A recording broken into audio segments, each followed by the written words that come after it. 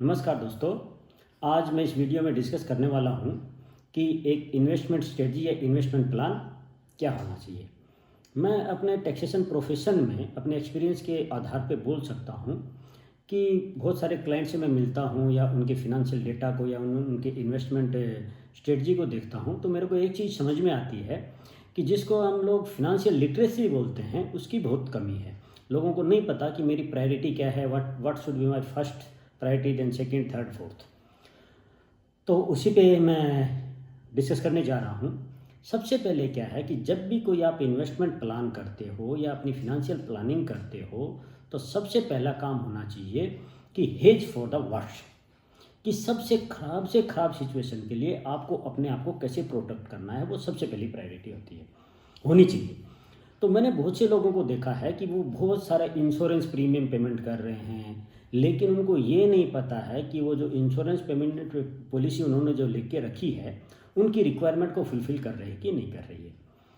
तो सबसे पहले आपकी प्रायोरिटी इंश्योरेंस का ऑब्जेक्टिव क्या होना चाहिए, क्योंकि आपको जितने भी इंश्योरेंस के एजेंट होते हैं वो आपको क्या है कि करेक्ट पॉलिसी प्रोवाइड नहीं करते हैं। आप लाइफ इंश्योरेंस किस लिए करते हो? लाइफ इंश्योरेंस का ऑब्जेक्टिव इन्वेस्टमेंट सेकेंडरी होना चाहिए, जबकि लाइफ को इंश्योर करना पहला प्रायोरिटी होना चाहिए।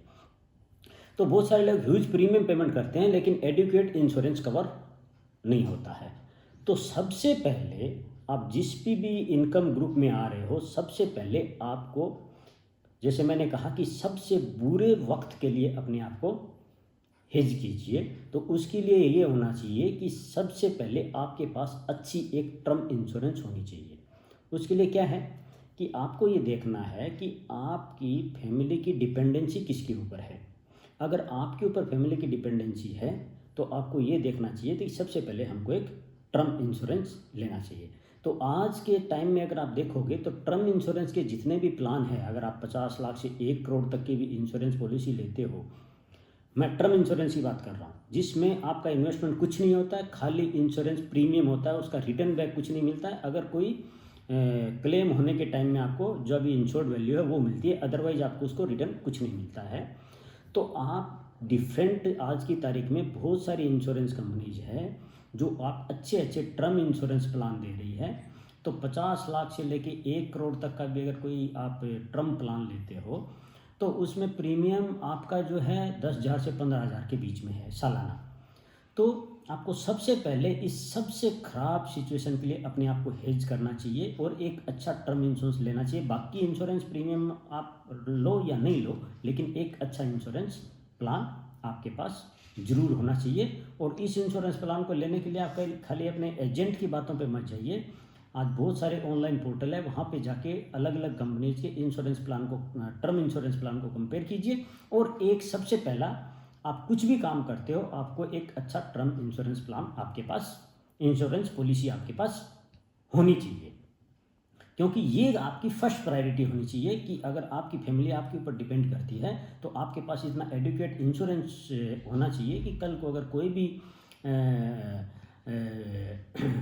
गलत हो जाए आपकी लाइफ के साथ तो आपकी फैमिली को एक फिनेंशियल प्रोटेक्शन अवेलेबल हो। दूसरा है मेडिकल इंश्योरेंस। आज क्या है कि अपने जिस तरह की लाइफस्टाइल जी रहे हैं तो एक रिस्क, आपका मेडिकल डिजीज़ का रिस्क हमेशा आप कैरी करते हो। तो दूसरा प्रायोरिटी आपकी होनी चाहिए कि आपको अपने फैमिली का एक अच्छा मेडिकल इंश्योरेंस प्रोटेक्शन होना चाहिए। अब मैं आता हूँ कि आपकी बाकी उसके अलावा जब थर्ड स्टेज में आपको ये डिसाइड करना होता है कि अब अगर मेरे पास, हम अपने इन्वेस्टमेंट को कैसे प्लान करें। तो दो तरह के आपको इंश्योरेंस प्लान, इन्वेस्टमेंट प्लान करने होंगे। पहला ये कि मेरा लॉन्ग टर्म क्या होगा और शॉर्ट टर्म क्या होगा। जब लॉन्ग टर्म का जब प्लान करते हो तो आपको ये देखना पड़ेगा कि मेरे लॉन्ग टर्म ओब्लिगेशन या ऑब्जेक्टिव क्या है।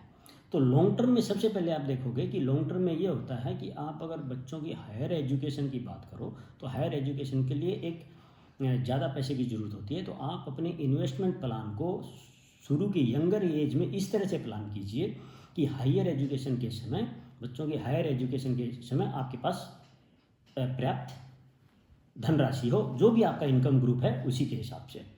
तो उसको सबसे पहले आपको उसका एक प्लान करना चाहिए कि हायर एजुकेशन के लिए क्या करना है। दूसरा आपका सोशल ओब्लिगेशन, जैसे कि बच्चों की शादी है या और आपकी सोशल ऑब्लिगेशन है, तो सोशल ऑब्लिगेशन के लिए आपके पास क्या प्लान है। और तीसरा है कि रिटायरमेंट प्लान क्या है, कि जो गवर्नमेंट एम्प्लॉयमेंट में है उनको तो ठीक है कि उनको पीएफ मिलता है, ग्रेच्युटी मिलता है या पेंशन है, लेकिन जो सेल्फ एम्प्लॉयमेंट में है या प्राइवेट सेक्टर में करते हैं तो उनके पास इस तरह का रिटायरमेंट का कोई ऑप्शन नहीं होता है। तो उसके लिए आपको एक रिटायरमेंट प्लान का भी इन्वेस्टमेंट की स्ट्रेटजी उसके हिसाब से करनी पड़ेगी। अब हायर एजुकेशन के लिए आपके पास ऑप्शन क्या है। हायर एजुकेशन के लिए आपके लिए ऑप्शन है कि आप अपना यंगर एज में जो आपको इन्वेस्टमेंट है उसको इक्विटी मार्केट में लगाइए या डेब्ट मार्केट में लगाइए, तो उसमें एक बैलेंस कीजिए। इक्विटी मार्केट में आपको लगाना है तो इक्विटी मार्केट के लिए जो एसआईपी है वो एक अच्छा मॉडल है कि अगर आप 10, 15, 20 साल तक अगर इन्वेस्टमेंट करोगे तो एसआईपी आपको ये सुविधा देती है कि आप डिफरेंट लेवल में मार्केट में के डिफरेंट लेवल पे एंट्री करते हो तो मार्केट रिस्क जो होता है वो कम हो जाता है और आप एक बेटर रिटर्न ले सकते हो। तो इस तरह का लॉन्ग। दूसरा है सोशल ओब्लिगेशन, उसके लिए भी आप इस तरह का प्लान कर सकते हो। तीसरा है रिटायरमेंट। तो इन तीनों तरह के जो लॉन्ग टर्म इन्वेस्टमेंट प्लान है उसको आपको दिमाग में रखना पड़ेगा कि उसमें कुछ इक्विटी मार्केट में पैसा लगाइए जिसमें आप एसआईपी ले सकते हो, और एसआईपी को इस तरह से बैलेंस कीजिए कि डिफरेंट सेक्टर में पैसा लगाइए या फिर डिफरेंट एएमसी जो होता है उसमें लगाइए। कोई भी एक सेक्टर या एक ही एएमसी में की एसआईपी मत लीजिए। आप चाहे 1000 रुपया करके भी अगर आपको 5000 में इन्वेस्टमेंट करना है तो आप 2 या 3 अलग अलग सेक्टर या अलग अलग एएमसी में पैसा लगाइए। उसके अलावा दूसरा ऑप्शन है कि सपोज कीजिए आपको 10,000 रुपया हर मंथ का इन्वेस्ट करना है तो उसको बैलेंस कीजिए कि 50% आप इक्विटी में लगाओगे, 50% आप डेट में लगाओगे। तो डेट में ऑप्शन क्या है, इक्विटी का तो मैंने किया बताया गया, एसआईपी आपके पास ऑप्शन है। तो डेट में क्या होता है कि डेट में आप रिकरिंग डिपॉजिट कुछ भी ले सकते हो, या आपका जो रिकरिंग डिपॉजिट के साथ साथ कुछ पैसा आप पीपीएफ अकाउंट में भी डाल सकते हो। उसके अलावा क्या होता है कि अपना एक कस्टम है कि जब भी आप बच्चों की शादी करते हो तो उस टाइम में गोल्ड ऑर्नामेंट अपना एक कस्टम का एक हिस्सा है। तो जैसे कि गोल्ड का price over the period increase होता है तो आज की तारीख में बाज़ार में ऐसे बहुत सारे ईटीएफ कुछ ईटीएफ स्कीम है जो प्योरली गोल्ड में इन्वेस्ट करती है। तो आप ऐसा कर सकते हो कि एसआईपी की तरह कुछ ऐसी एसआईपी भी है जो प्योर गोल्ड से रिलेटेड होती है। तो आप कुछ गोल्ड की भी एसआईपी ले लीजिए जिसको आप फिक्स मंथली एसआईपी में इन्वेस्ट करते जाइए, और एक सर्टेन पीरियड के बाद अगर आपको लगता है कि 2 साल 5 साल के बाद अगर आपको लगता है तो आप उस एसआईपी को बाज़ार में सेल कर दीजिए। तो उस टाइम जो भी आपका गोल्ड का रेट प्राइस होगा उसके ऊपर आपकी एसआईपी इन कैश हो जाएगी, और उससे अगर आप चाहो तो अपना फिजिकल गोल्ड खरीद के भी रख सकते हो। तो इससे क्या होगा कि जो गोल्ड का प्राइस आपको 20 साल में अगर आप रेगुलर इन्वेस्ट करते रहोगे 15 से 20 साल में, तो हर लेवल में आप गोल्ड खरीदते रहोगे तो उसका प्राइस फ्लैक्चुएशन का आपका जो इम्पैक्ट है वो कम होगा। तो इसलिए आपका लॉन्ग टर्म प्लान में आप 3 चीज़ को ध्यान में रखिए, हायर एजुकेशन, सोशल ऑब्लिगेशन और रिटायरमेंट प्लान। और उसमें आप जो भी अपना मंथली सेविंग कर सकते हो उसको डेब्ट, इक्विटी और गोल्ड, इन तीनों में इस तरह से बैलेंस कीजिए कि जिससे आपके फ्यूचर रिक्वायरमेंट फुलफिल हो सके। उसके अलावा है शॉर्ट टर्म। शॉर्ट टर्म के लिए मैं सजेस्ट करूंगा कि शॉर्ट टर्म के लिए बेस्ट यही है कि आप फिक्स डिपॉजिट में पैसा रखिए, कि आप जब भी आप इन्वेस्टमेंट प्लान करते हो कुछ ऐसे शॉर्ट टर्म फंड रखिए कि अगर आपको कोई ज़रूरत पड़ जाए तो आप हाईली लिक्विड होना चाहिए जिसको आप इमीडिएट उस केस में कन्वर्ट कर सको। तो उसके लिए पहला ऑप्शन है कि आप फिक्स डिपॉजिट में पैसा लगाइए।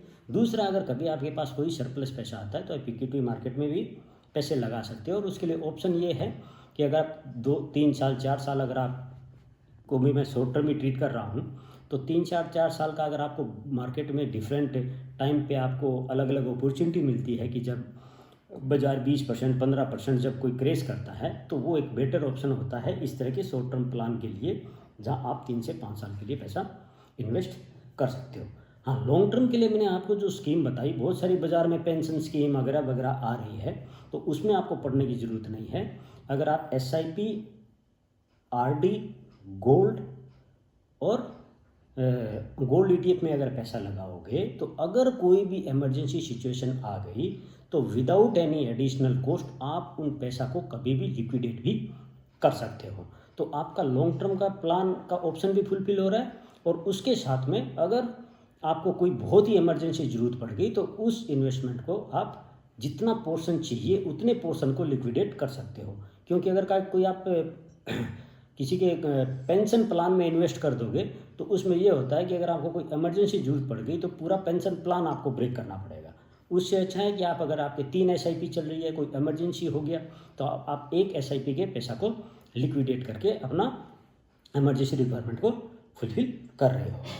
तो मेरा सजेशन यही है कि आप अपने जितना यंगर एज में ये अपना इन्वेस्टमेंट प्लान करोगे तो वो इनिशियल एज का पैसा आपका बड़ा मल्टीप्लायर फैक्टर होगा।